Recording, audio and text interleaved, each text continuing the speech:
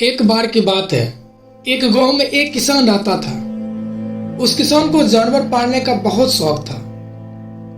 उसके पास पहले से ही बहुत सारी भैंसें थी, जिनका दूध बेचकर वो अपना घर चलाया करता था।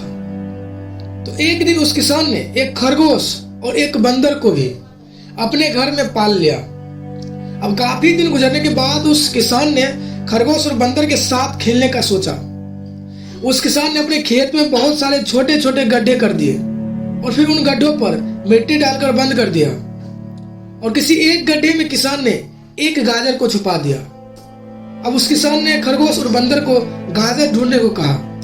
खरगोश बहुत ही कॉन्फिडेंट था और उसे अपने आप पर बहुत विश्वास था। उसने एक गड्ढे को खोदना शुरू किया और गाजर ढूंढने लगा। लेकिन बंदर जो था वो बहुत ही नेगेटिव और आलसी था। उसने सोचा कि खेत में इतने सारे गड्ढे हैं और वो गाजर किसी एक गड्ढे में, इतना कौन ढूंढेगा। वो बंदर ये सोचकर एक गड्ढे के ऊपर जाकर सो गया। अब उधर खरगोश अपनी पूरी मेहनत से गाजर ढूंढ रहा था। एक एक करके खरगोश ने सारे गड्ढे देख लिए, लेकिन उसे किसी भी गड्ढे में गाजर नहीं मिली। सिर्फ एक गड्ढा बाकी रह गया था, जिसके ऊपर बंदर सो रहा था। अब खरगोश बंदर के पास जाता है और उसे उस गड्ढे पर से उठने के लिए कहता है।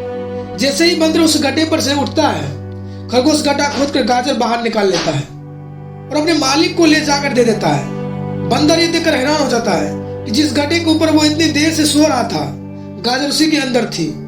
वो सिर्फ एक बार खोद कर देख लेता तो गाजर उसे मिल जाती और वो मालिक की नजरों में बड़ा बन जाता। यही सोचकर वो अपने किए पर पछता रहा था। दोस्तों, ये कहानी से हमें 3 बड़ी सीखें मिलती है। पहली ये है कि हमें कभी भी अपने काम के प्रति निगेटिव नहीं सोचनी चाहिए। जैसे वो बंदर ने सोचा कि इतने सारे गड्ढे हैं और गाजर किस गड्ढे में, यही सोचकर वो अपने काम को बहुत बड़ा बना लिया था। और दूसरी सीख हमें इस कहानी से ये मिलती है कि हमें एटलीस्ट कोशिश भी तो करनी चाहिए, क्योंकि हम जब तक कोशिश नहीं करेंगे, किस्मत भी हमारा साथ नहीं देगी। अगर वो बंदर जिस गड्ढे पर सोया हुआ था वहां से ही गाजर को ढूंढना शुरू करता तो उसे गाजर मिल जाती, लेकिन उसने कोशिश ही नहीं किया। और तीसरी सीख हमें इस कहानी से ये मिलती है कि हमें जल्दी हार नहीं माननी चाहिए। अब हमें नहीं पता है कि अब हमें अपने काम में कौन से साल में कामयाबी मिलेगी।